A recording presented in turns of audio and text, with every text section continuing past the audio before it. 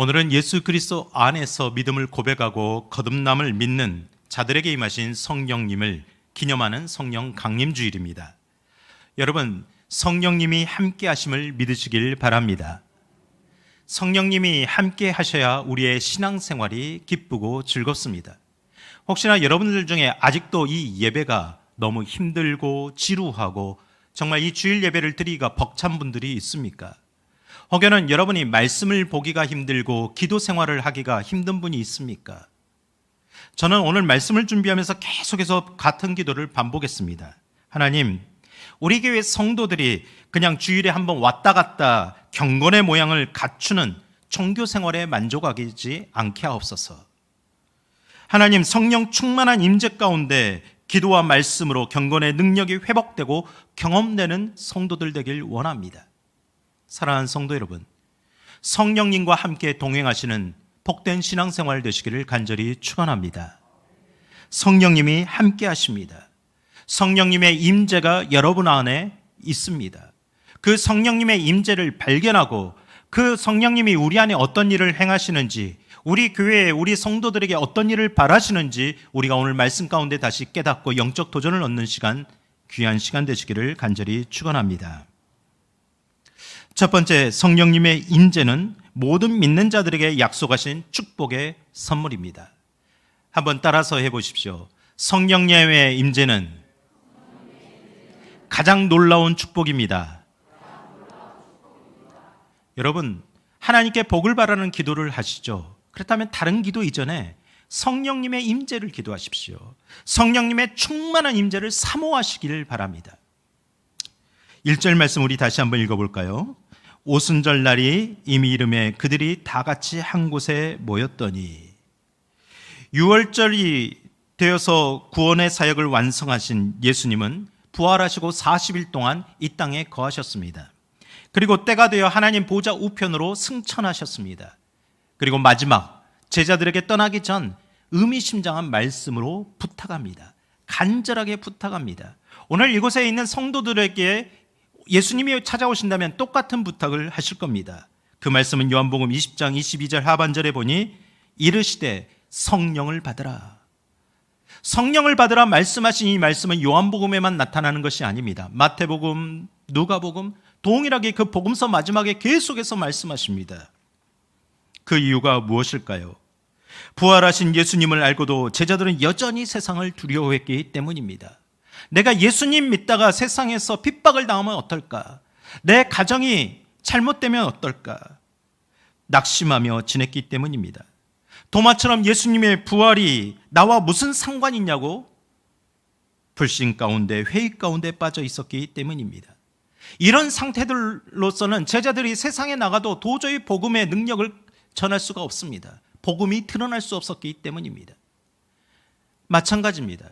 여러분이 아무리 교회를 열심히 다니고 또 여러분이 나는 교회 다닌다 말을 할지라도 세상에서 그리스도인 됨의 모습, 참된 성도들의 모습, 복음의 능력을 펼칠 수 있으려면 성령님이 임재하셔야 됩니다. 성령님이 함께 하셔야 됩니다. 내가 만약 그런 삶을 살지 못하고 있다면 우리는 다시 한번 우리의 내면을 점검해야 될 필요가 있는 겁니다. 그래서 예수님은 부탁하신 겁니다. 사도행전 1장 4절과 5절 말씀 함께 보겠습니다. 사도와 함께 모이사 그들에게 분부하여 이르시되 예루살렘을 떠나지 말고 내게서 들은 바 아버지께서 약속하신 것을 기다리라. 요한은 물로 세례를 베풀었으나 너희는 몇 날이 못되어 성령으로 세례를 받으리라 하셨느니라. 아멘. 예수님이 떠난 그 빈자리에 그 공허함, 허전함, 두려움 모든 마음들을 떨치기 위해서 성령님이 함께 하심을 약속하셨습니다. 이 약속의 말씀을 믿고 120명이나 되는 제자들과 성도들이 예루살렘을 떠나지 않고 마가의 다락방이라는 곳에 모여 함께 기도하기를 시작했습니다. 저는 이렇게 생각해 봅니다. 120명이 함께 모였을까요? 아닐 겁니다. 예루살렘에 도착하는 그 시간은 각자가 다 달랐을 겁니다. 한 명이 모이고 두 명이 모이고 10명이 모이고, 근데 모일 때마다 그들이 함께 기도하다 보니 마음이 뜨거워지니 소문이 났을 겁니다. 마가의 다락방에서 성령의 임재가 임하고 있다. 소문이 나면서 점점 많이 모여 120명이나 되는 사람들이 모였을 것 같습니다. 그들이 함께 오순절 날을 기다리며 약속하신 성령님의 그 임재를 기대했습니다. 그리고 약속대로 성령님이 임재하셨습니다. 여러분, 성령님의 임재에 대한 확신을 가지시길 바랍니다. 여러분이 참된 그리스도인이라면, 거듭난 그리스도인이라면 성령님은 여러분과 함께 하심을 믿으시길 바랍니다. 그럼에도 많은 성도들이 성령님의 임재에 대한 오해를 가지고 있습니다. 세 가지 정도를 생각해 보겠습니다. 첫째, 성령 충만은 아무나 받는 것이 아니고 어려운 일로 생각합니다. 고린도전서 12장 3절 말씀합니다. 함께 읽겠습니다. 함께 읽겠습니다. 하나님의 영으로 말하는 자는 누구든지 예수를 저주할 자라 하지 아니하고 또 성령으로 아니하고는 누구든지 예수를 주시라 할 수 없느니라. 아멘. 이 말씀은요, 내가 예수를 구주로 영접했다, 내 죄 사함을 얻는 믿음을 가졌다, 그렇게 입으로 고백하고 마음으로 믿는 사람들에게는 이미 성령님이 임재하셨다는 뜻입니다. 이것은 사람의 지식으로 인해서 고백할 수 있는 것이 아니기 때문입니다. 아무리 많이 들어도, 아무리 예수 그리스도가 누구인지, 복음이 무엇인지 계속 들어도 성령님이 아니시면 내 마음 가운데 그것이 믿음으로 와닿지 않기 때문입니다. 그러므로 믿음은 모든 믿는 자에게 주시는 하나님의 선물입니다. 사도행전 2장 38절에 말씀합니다. 베드로가 이르되, 함께 읽겠습니다. 너희가 각각 회개하여 각각 예수 그리스도의 이름으로 세례를 받고 죄 사함을 받으라. 그리하면 성령의 선물을 받으리니. 아멘. 하나님이 귀한 선물을, 그 축복의 선물을 우리에게 준비해 두셨습니다. 하나님이 주시는 선물, 여러분에게 주고자 하는 선물, 어떻게 해야 될까요? 누가 여러분에게 큰 선물을 주기를 원한다면 우리는 동방예의지국이라 아예 저에게는 괜찮아요, 저 말고 저분 주세요 하시는 분들이 있습니까? 물론 있더라고요. 어버이 주일에 선물을 드리려고 했더니 저는 안 받아도 돼요 하고 거절하시는, 사양하시는 어르신들이 있었습니다. 여러분, 선물을 준비한 사람의 입장을 생각한다면 그냥 기쁘게 받으면 되는 겁니다. 하나님의 입장에서도 마찬가지입니다. 하나님이 성령의 임재를 주려고 그것을 선물로 준비하셨는데 자꾸 저는 괜찮습니다, 저 옆에 있는 저 집사님에게, 저희 권사님에게 주세요, 저는 괜찮은 것 같습니다 라고 자꾸 양보한다면 하나님도 어떻게 할 수가 없는 겁니다. 그러므로 성령님이 오신 이유는 이것입니다. 객관적인 구원의 사건, 예수님이 나를 위해 죽으시고 부활하셨다는 그 진리의 사건이 나의 사건으로 믿어지게 하는 겁니다. 그 믿음을 갖게 하도록 하기 위해 오셨습니다. 예수님의 십자가가, 예배당에 올 때마다 저 십자가를 보는데 저 십자가가 나하고 무슨 상관이 있느냐라고 말하는 것이 아니라 저 십자가를 볼 때마다 예수 그리스도의 사랑을 묵상하게 됩니다. 저 십자가를 볼 때마다 나를 위해 주신 그 한량없는 은혜, 놀라운 은혜를 고백하게 됩니다. 그리고 그 은혜에 어떻게 보답해야 될까? 예배드림이 기쁨이 됩니다. 기도함이 즐거운 시간이 됩니다. 가장 복된 시간이 되는 겁니다. 하나님의 몸된 교회를 위해 헌신할 수 있음이 즐겁게 되는 겁니다. 이것이 바로 성령님이 주신 은혜인 줄 믿습니다. 사랑하는 성도 여러분, 오늘 이 예배 시간에도 성령님의 임재가 우리 모두에게 함께 하시기를 원합니다. 성령님의 임재를 누리시면서 한 곡의 찬양을 부를 때마다 내 온 몸과 마음의 고백이 이루어지길 원합니다. 하나님께 드리는 한 줄의 기도일지라도 그 기도가 믿음으로 고백되고 성령 안에서 간구하며 하나님의 음성을 듣는 귀한 기도가 되기를 간절히 축원합니다. 하나님의 선물, 성령님의 임재에 대한 확신을 가지시길 바랍니다. 두 번째, 나는 성령 충만을 받을 만한 자격이 없다고 생각합니다. 요엘서 2장 28절과 29절 함께 읽겠습니다.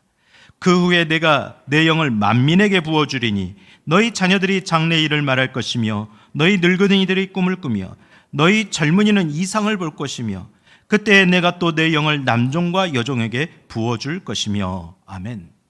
성령님은 예수님이 말씀하시고 약속하셨지만 이미 구약에서도 약속하신 것입니다. 하나님이 약속하신 겁니다. 그래서 예수 그리스도 이름으로 모인 곳에, 한두 사람이 모인 곳에는 성령님이 차별 없이 임하는 겁니다. 오늘 우리가 예배할 때 이 자리에도 임하심을 믿으시길 바랍니다. 그런데 어떤 사람들은 나 같은 사람 말고 나는 믿음이 너무 없어 보여, 나는 성경 지식이 너무 없어 보여, 나는 교회 열심히 헌신하지도 않아, 나에게 같은 사람에게는 임하지 않을 거야라고 오해를 합니다. 여러분, 어느 특정한 사람에게 임하는 것이 아닙니다. 믿음이 남다른 자에게만 임하는 것도 아닙니다. 뭔가 많이 배우고 똑똑하고 지식이 있는 사람들에게만 임하는 것도 아닙니다. 오순절 마가의 다락방에는 모든 사람 남녀노소를 포함한 모든 성도들에게 함께 임했습니다. 동일하게 임했습니다. 그러므로 혹시 이 시간 나 같은 사람에게 다른 사람은 임해도 나에게 임하지 않겠다라고 생각하는 분들이 있다면 여러분 이렇게 생각하십시오. 하나님이 그 사람을 더 주목하고 계십니다. 하나님이 그 마음을 더 깊이 들여다보고 계십니다. 사랑하는 성도 여러분, 그런 사람의 마음을 가지고 있다면 그분에게 더 충만한 성령님의 은혜가 임하시기를 간절히 축원합니다. 셋째, 우리는 성령의 임재를 오래 기다려야 받을 수 있다고 생각합니다. 그래서 우리는 늘 성령 충만에 대해 간구를 하지만 성령님이 오셨는지 오시지 않았는지, 나에게 충만함이 있는지 없는지 갈등할 때가 많습니다. 정말 그렇습니까? 아직 경험하지 못한 것 같아 더 오래 기다려야 할까 고민하는 분들이 많습니다. 저도 가끔 그런 생각이 듭니다. 그런데 여러분, 예수님은 약속하셨습니다. 그리고 그 예수님이 승천하신 뒤 10일 지난 오순절 날 50일째 되는 날 성령님이 임재하셨습니다. 그러면 왜 그 초대교회는 10일이라는 기간을 두셨을까요? 이건 구약적인 개념에서 출발합니다. 여러분, 구약시대 6월절은 구원의 날이었습니다. 어린 양을 잡아서 그 피를 문설주에 바랄랐을 때 그 죽음이 그 집을 넘어갔습니다. 패스오버 6월절이라고 합니다. 그 6월절을 보내고 이스라엘 백성들이 출애굽을 했습니다. 이스라엘 백성들이 출애굽을 한 뒤에 10일 동안 광야를 걸어간 뒤 가장 첫 번째 도착한 장소가 시내산입니다. 하나님께서 시내산에서 무슨 일을 하셨습니까? 무엇을 주셨죠? 새 계명을 주셨습니다. 율법을 주셨죠. 율법으로 언약 관계를 확인해 주셨습니다. 나는 너의 하나님이 되고 너는 나의 백성이 될 것이다. 너와 나는 이제 떨어질 수 없는 관계이니 너도 그렇게 살아야 된다라고 말씀하셨습니다. 그렇게 율법에 새기신 그 율법, 그것을 이제 하나님께서는 예수 그리스도 안에서 우리의 심령 가운데 새기길 원했습니다. 우리의 마음 가운데, 영혼 가운데 새기길 원했습니다. 그래서 신약시대 6월절 어린 양으로 예수님께서 죽으신 겁니다. 십자가에서 6월절 우리의 모든 죄를 대신해서 죽으셨습니다. 그리고 그 예수 그리스도가 죽으시고 부활하여 10일이 지난 후 구약시대 그 율법을 받은 날, 그 오순절을 지키는 그 절기 때 성령을 주시겠다고 약속하신 겁니다. 새로운 관계를 맺겠다라고 약속하셨습니다. 바로 그날 성령님이 임재하셨습니다. 성령님은 그래서 우리로 하여금 내가 하나님의 언약 백성임을 잊지 않게 만듭니다.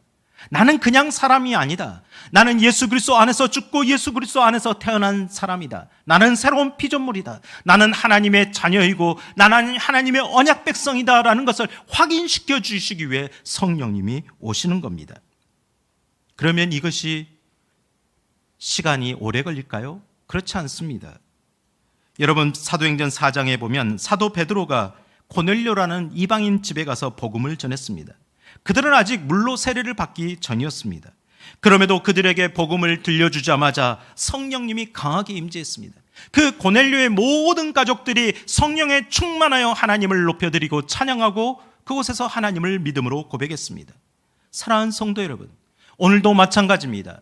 성령님의 임재는 사모하는 심령 가운데, 갈망하는 영혼 가운데 지금 이곳에 임하심을 믿으시기를 바랍니다.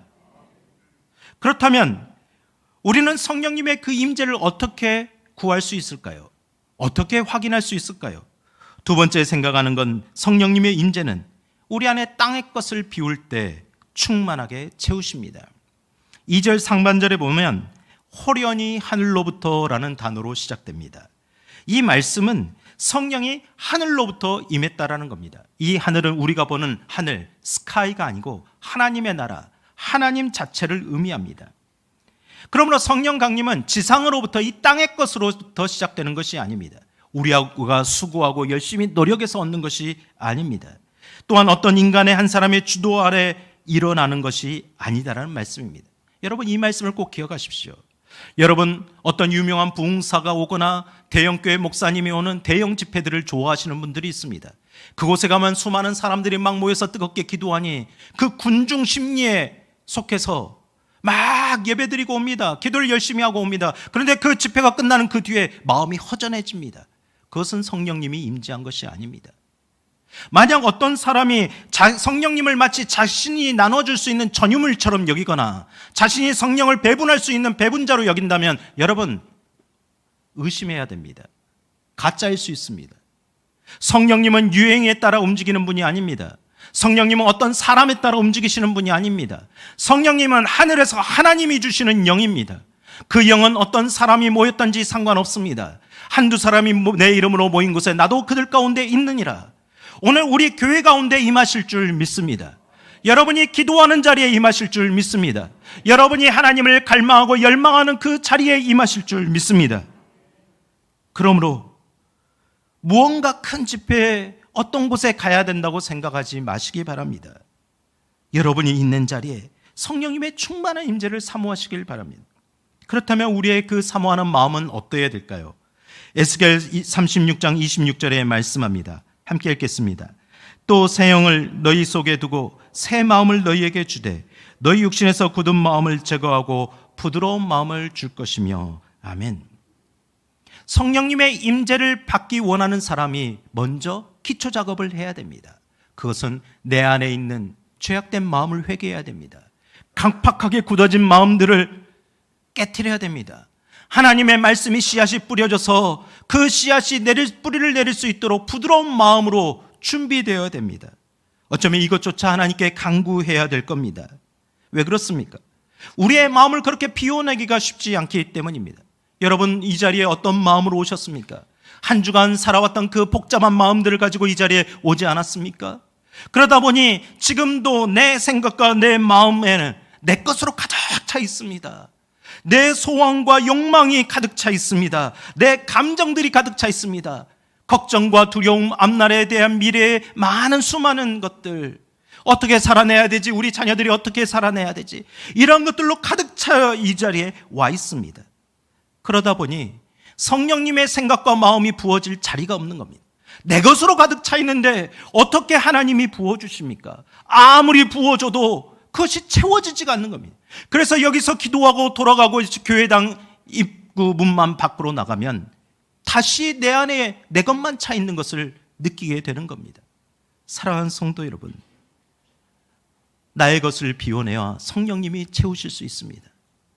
나의 욕심과 욕망을 비워내야 성령님의 은혜가 채워집니다. 그냥 교회만 왔다 갔다 해서 내가 성령님의 임재를 경험하는 것이 아닙니다.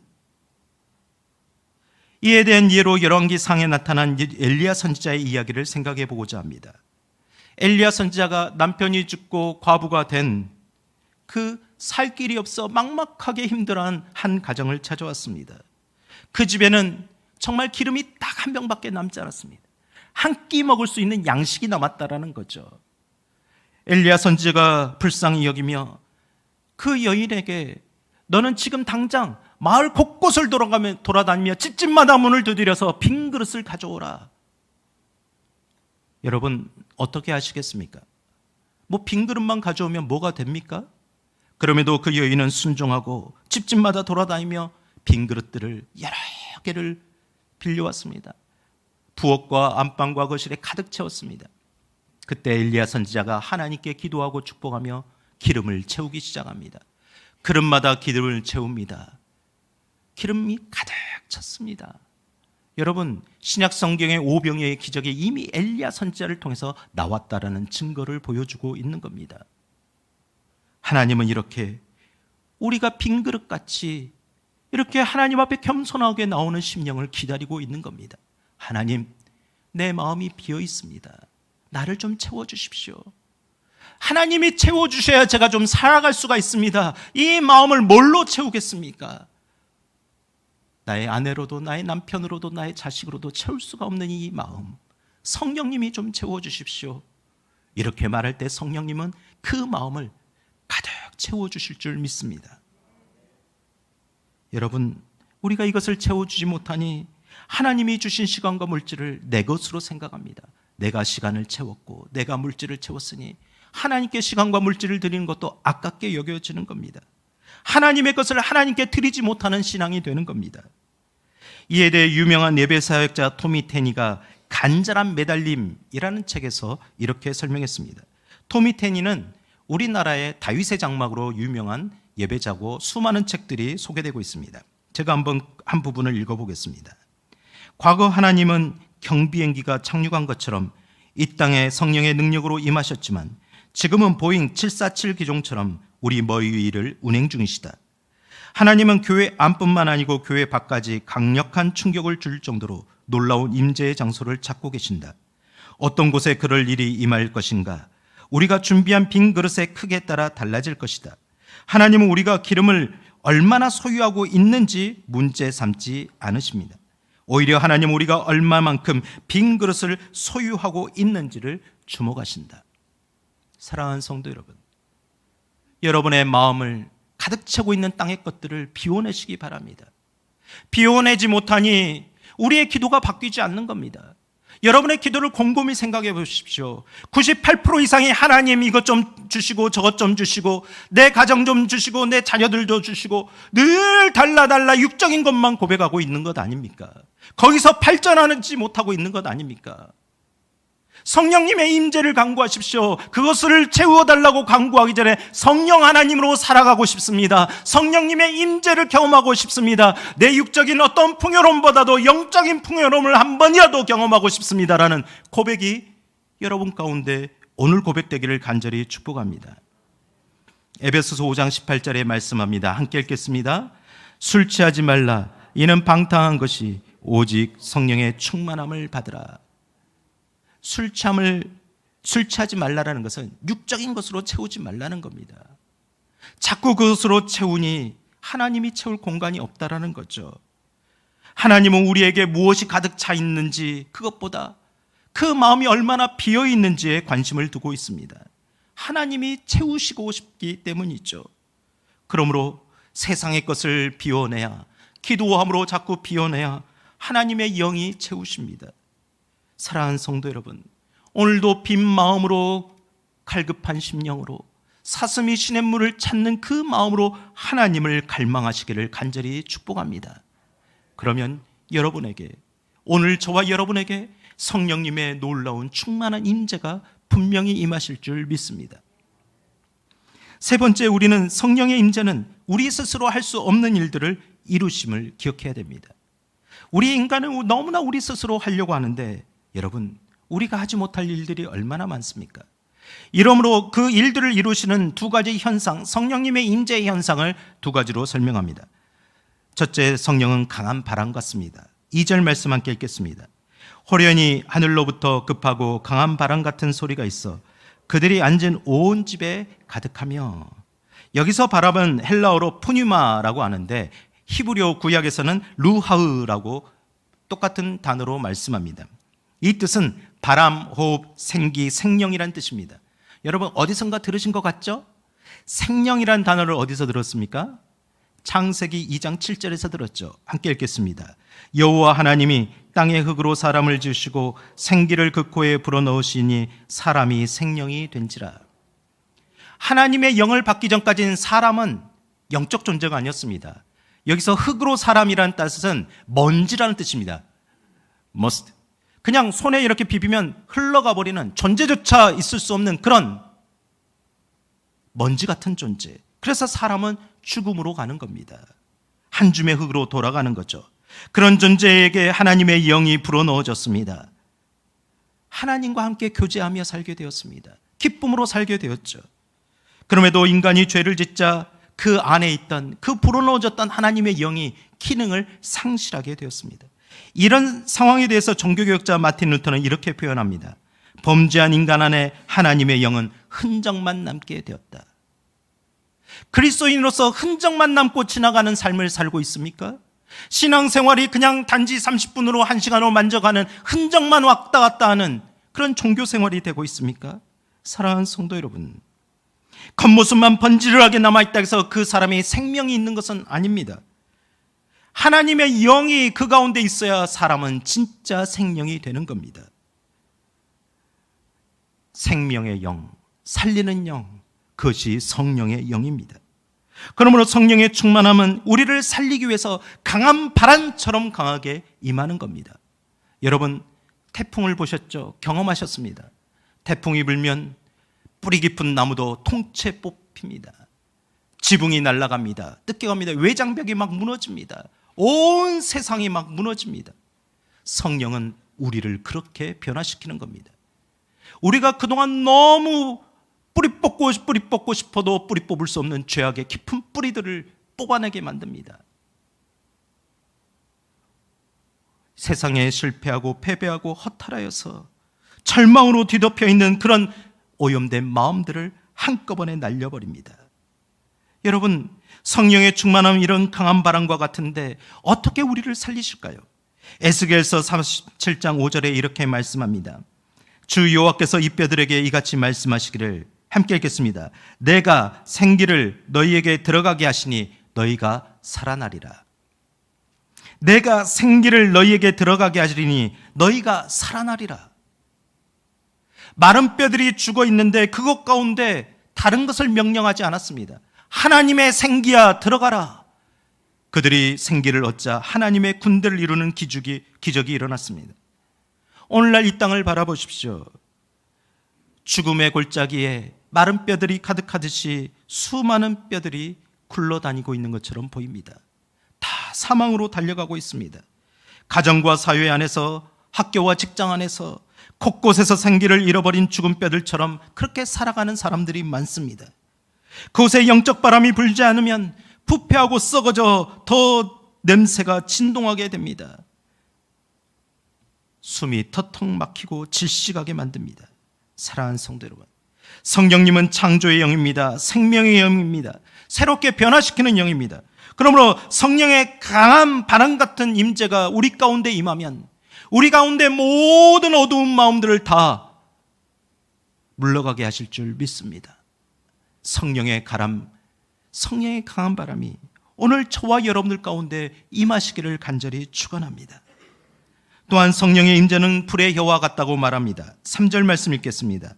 마치 불의 혀처럼 갈라지는 것들이 그들에게 보여 각 사람 위에 하나씩 임하여 있더니, 바람이 생기를 가져다 주는 그런 힘이 있다면 불은 모든 것을 태우고 소멸시키는 더 강력한 힘이 있습니다. 여러분, 요즘 우리나라가 가뭄으로 해서 온 산골짜기가 타는 모습들을 우리는 목격했습니다. 산만 타는 것이 아니죠. 삶이 잿더미가 되어버립니다. 불길이 이리저리 옮겨다니면서 불이 혀처럼 날아다니는 것을 경험했습니다. 성령님의 불은 그런 불과 같지 않습니다. 성령님의 불은 우리의 터전을 태우는 불이 아닙니다. 성령님의 불은 호렙산 떨기나무 가운데 임한 불과 같습니다. 나무를 태우지 않는 신기한 불입니다. 그래서 성령의 불이 임하시면 우리의 몸과 마음을 태우는 것이 아니라 우리의 몸 안에 있고 우리의 마음 안에 있는 모든 죄악과 탐욕만을 소멸시킵니다. 자기 중심으로 살아가고자 하는 그 방탕한 정욕을 소멸시킵니다. 모든 죄에서 자유하게 만듭니다. 성령의 불은 잠깐 있다가 물을 부었다고 해서 꺼지는 불이 아닙니다. 성령의 불은 영원전부터 시작해서 영원까지 이끄는 영원한 불입니다. 내 안에서 계속 타오르며 날마다 나를 새로운 존재로 만드시는 불입니다. 우리 안에 성령의 불은 죄악을 중단할 힘을 부어주십니다. 날마다 거룩하고 성결하게 살아가는 능력을 끊임없이 공급해 주십니다.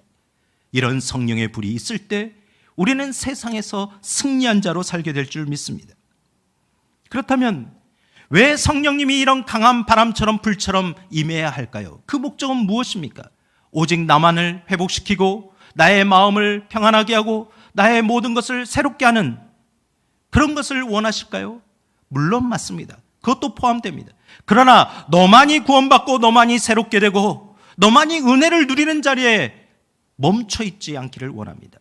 이렇게 생각하면 됩니다. 성령의 불이 나에게 임했다면 그 불이 어딘가 다른 곳으로 옮겨지기를 하나님은 원하고 계신다는 거죠. 그래서 4절에 이렇게 말씀합니다. 4절 말씀 읽겠습니다. 그들이 다 성령의 충만함을 받고 성령이 말하게 하심을 따라 다른 언어들로 말하기를 시작하니라. 성령의 표징, 그러면 우리는 늘 방언 이렇게 그냥 고정시킵니다. 방언이라는 말이 오늘 4절의 다른 언어라는 겁니다. 이것은요, 오늘 8절 말씀에 우리가 우리 각 사람이 난 곳 방언으로 듣게 된 것이 어찌 됨이냐라고 놀라게 된 것과 같습니다. 방언은 두 가지입니다. 하나님을 향하는 기도의 방언, 대신 방언이 있습니다. 그 방언을 받으면 기도의 깊이가 달라집니다. 5분 기도하고 막 책상을 두드리고 얼마나 더 기도해야 될지 뒤돌아보고 어떻게 앉아야 될지 막 갈등하는 그런 존재가 되는 게 아닙니다. 계속해서 깊이 하나님께 기도하며 나아가는 겁니다. 그것이 하나님이 주신 하늘의 언어입니다. 이 방언은 통변의 은혜를 주면 알아듣지를 못합니다. 두 번째, 이곳에서 성경에서 말하는 방언은 대인 방언입니다. 다른 사람에게, 이 모든 세대 사람들에게 예수 그리스도의 거룩한 사건과 복음을 알려주기 위해서 네가 전해야 된다, 우리에게 전해주시는 방언입니다. 여러분, 이곳에 모이는 갈릴리 사람들이었습니다. 외국어를 한 번도 배운 적이 없습니다. 말할 줄도 모릅니다. 제가 저번에 우리 구일근 집사님 아들 결혼식을 되기 전에 교회 와서 인사하셨잖아요. 우리 신부 되신 분이 독일 분이었습니다. 한국말을 전혀 못해요. 그래서 제가 어떻게 할게요? 인사말로 독일어를 준비했는데 그 다음부터는 한마디도 못했습니다. 만약 오늘 말씀처럼 성령이 저에게 충만하게 있으면 독일어로 말을 막 했겠죠. 그러나 그것이 아무 때나 일어나는 건 아닙니다. 여러분, 이와 같습니다. 성령님이 임재하시자 그들이 각자 다른 민족 언어로 복음을 전하게 되었던 겁니다. 오늘 8절부터 11절까지 보면 16개 지역에서 수많은 족속들이 모였습니다. 이것은 온 세상 족속들을 대표하는 겁니다. 하나님의 복음은 유대인들에게만 멈춰 있는 것이 아니라, 하나님의 복음은 우리 한성교회만 멈춰 있는 것이 아니라 성령의 임재를 이곳에서 받아서 우리 성도들이 온 세상에 나가 그리스도의 복음을 증거하라고 하기 위해서 주시는 겁니다. 그러므로 이 복음을 자기의 언어로 듣는 자들이 놀라는 겁니다. 아니, 어떻게 이럴 수가 있느냐? 저들이 어떻게 우리말로 말을 할 수가 있느냐? 아니, 저들이 분명 갈릴리 언어로 말하는 것 같은데 우리 언어로 들리는 이 신기한 현상은 무엇이냐? 온 동네가 떠들썩하게 소동하였다라는 말씀합니다. 여러분, 이사야 61장 1절에 말씀합니다. 함께 읽겠습니다. 주 여호와의 영이 내게 내리셨으니 이는 여호와께서 내게 기름을 부으사 가난한 자에게 아름다운 소식을 전하게 하려 하심이라. 아멘. 예수 그리스도께서 완성하시는 그 복음의 사역을 제자들에게 위임하셨습니다. 또 우리에게 위임하셨습니다. 그런데 그 복음의 사역을 가장 크게 방해하는 장애물들은 무엇일까요? 바로 언어의 장벽입니다. 여러분, 왜 이렇게 언어가 다를까요? 창세기의 바벨탑 사건을 기억하시죠? 사람들이 하나님의 자리에 앉으려고 하니 자기들의 힘을 모아 하나님의 영광을 돌리는 것이 아니라 자꾸 하나님의 자리를 넘보고 하나님께 불신하고 불순종하려 하니 하나님이 그들을 흩으셨습니다. 그 방법은 언어를 혼잡케 하신 겁니다. 그 이후로 언어들이 수만 가지로 갈라졌습니다. 그들이 서로 불통하게 되고 갈등과 전쟁이 일어나게 됩니다. 마음과 마음이 맞지 않아서 계속해서 싸우게 되는 겁니다. 그러므로 하나님은 이제 그러한 시대를 끝내고 성령님의 임재로 말미암아 다시 하나 되게 하시기 위해서 우리에게 언어를 주시는 겁니다. 성령의 언어를 주셨습니다. 사람이 해결할 수 없는 언어의 장벽을 무너뜨렸습니다. 불통으로 다스리던 그 사람의 마음들이 소통되도록 성령님이 임재하시는 겁니다. 그러므로 우리가 성령님의 임재로 충만한 사람들은 비록 우리가 마음이 서로 달라도 생각이 서로 달라도 서로 맞아가는 겁니다. 서로 이해하게 되는 겁니다. 서로 합력하여 선을 이루게 되는 겁니다. 사랑하는 성도 여러분, 우리가 이러한 것을 바랄 때 성령님께서 우리 교회 안에 충만하게 임한다는 사실을 기억하시길 바랍니다. 한국교회는 이러한 일들을 참 많이 경험했습니다. 초기 교회 한국교회를 이끌었던 하디 선교사님의 증언입니다. 이분은 교회들을 순회하면서 늘 말씀을 전했는데 가슴이 찢어지는 아픔을 경험했다고 말합니다. 믿는 사람들의 수가 점점 많아져 교회도 많아졌지만 규모는 커졌지만 부흥된 것처럼 겉은 보였지만 실제 신앙생활과 성도들의 삶은 엉망이었기 때문입니다. 주일 예배를 제대로 지키지 못하는 사람들이 너무 많았습니다. 같은 교회 안에서 예수 믿는 사람들이 늘 싸우고 다투고 하나가 되지 못했습니다. 심지어 적지 않은 성도들이 노름과 음주에 빠졌고 성적으로 타락하여 방탕한 삶에 빠져 있었습니다.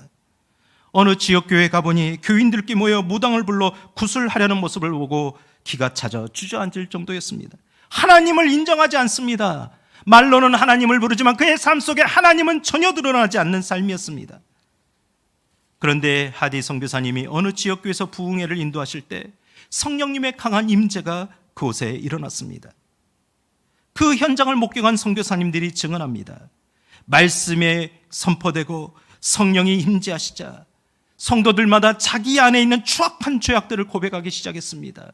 회개하기 시작했습니다. 하나님, 제가 이것을 잘못했습니다. 누가 말하지 않아도 그 성도들이 공개적으로 자기의 죄들을 고백하기 시작합니다.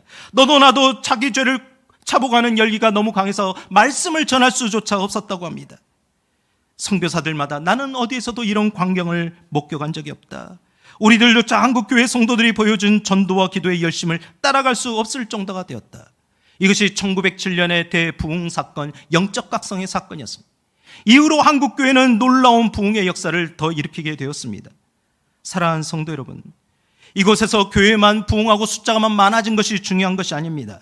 선교사들과 한국교회 지도자들 사이에 서로 교회의 주도권을 갖고자 싸우고 갈등했던 극심한 일들이 화해하고 용서로 해결되었습니다.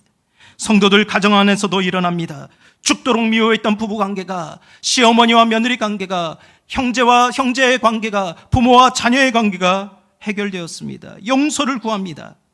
예수를 믿으면서도 남의 돈을 갚지 않는 것을 대수롭게 여기지 않았던 이들이 돈을 마련해서 용서를 구합니다. 빚을 갚습니다. 성령 충만함이 임하니 변화된 삶으로 신앙생활의 찐가가 무엇인지를 직접 보여주었습니다. 여러분, 이러한 일들이 어떻게 사람의 계획으로 될 수 있는 일입니까? 성령님만이 하실 수 있는 일입니다. 그런데 그 역사는 지금도 계속되고 있습니다. 우리에게 계속되길 원하고 계십니다. 스가랴 4장 6절 말씀을 읽겠습니다. 이는 힘으로 되지 아니하며 능력으로 되지 아니하고 오직 나의 영으로 되느니라. 사랑하는 성도 여러분, 오늘 이 시간 여러분의 기도의 제목은 무엇입니까? 오늘 이 시간 성령의 충만함을 간절히 사모하길 원합니다. 성령이 바람처럼 불처럼 임하소서. 내 안에 가득하게 채웠던 근심과 걱정들이 뿌리를 뿌리채 뽑아 주옵소서. 성령 하나님이 임하셔서 말씀을 말씀대로 믿지 못하고 말씀대로 살아지 못해 내적 갈등만 심했던 이 마음, 말씀대로 사라지는 내적 힘을 부어 주옵소서. 성령님 임하셔서 뿌리 깊게 자리 잡고 있는 죄악들을 뿌리 뽑게 하옵소서. 늘 마음이 거룩해지고 성결하게 되므로 죄에서 자유하고 승리하게 하옵소서. 성령님 임하소서. 우리가 용서하고 사랑하고 싶어도 할 수 없던 깨어진 관계들 때문에 신음하고 아파하는 모든 마음들을 회복시키소서. 부부 사이, 부모와 자녀 사이, 깨어진 친구 사이, 직장 동료 사이, 교회에서조차 하나 되지 못한 성도와 성도의 사이를 주님 용서가 되고 사랑이 되는 관계로 회복시키소서. 성령님 임하소서. 내 주변에 한 번도 복음을 전해보지 못했던 이 마음들 용기를 주소서. 복음을 자랑하며 살게 하소서.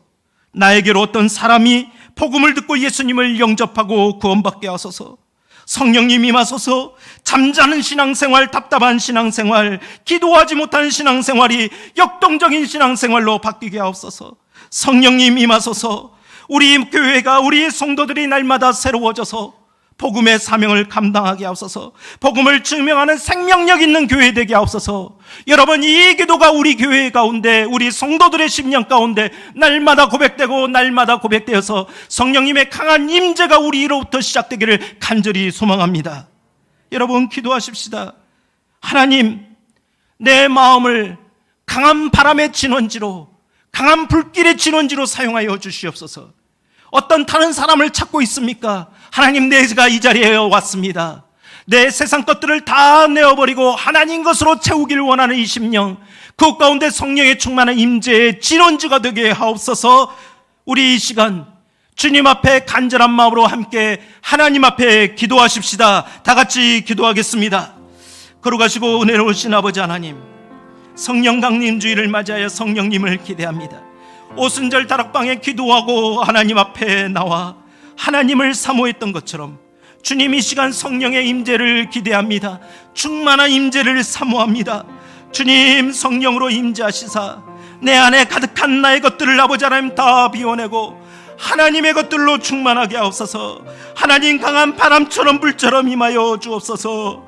우리에게 아버지 하나님 가득 차 있는 걱정 근심이 사라지고 평안을 이루어 주옵소서. 하나님의 말씀으로 임하소서. 기도 가운데 임하소서. 하나님 말씀대로 살아갈 수 있는 내적인 강력한 힘을 경험하게 하소서. 하나님 우리 가정 가운데 임하소서. 나에게 임하소서. 우리 교회 가운데 있어서 아버지 이 사회와 이 민족 가운데 임하소서. 온 열망 가운데 임하소서. 하나님 깨어지고 상처받는, 싸우고 다투고 분열하며 용서하지 못하고 사랑하지 못하는 이 마음들 나로부터 아버지 하나님 용서되고 사랑되길 원하오니 주님 임하소서. 주님 임하소서. 하나님 내가 복음을 증거하지 못합니다. 너무 부끄럽습니다. 복음의 확신을 갖지 못합니다. 그저 몸만 왔다 갔다 하는 종교 생활을 만족하고 있습니다. 5분조차 기도하지 못하는 그런 기도 생활에 만족하고 있습니다. 그냥 앉았다 일어서는 그런 경건의 모양만 갖추고 있습니다. 주님 불쌍히 여겨주옵소서. 불쌍히 여겨주옵소서. 성령이여 임하소서. 성령이여 임하소서. 날마다 새로워지길, 날마다 기도가 깊어지길 원합니다.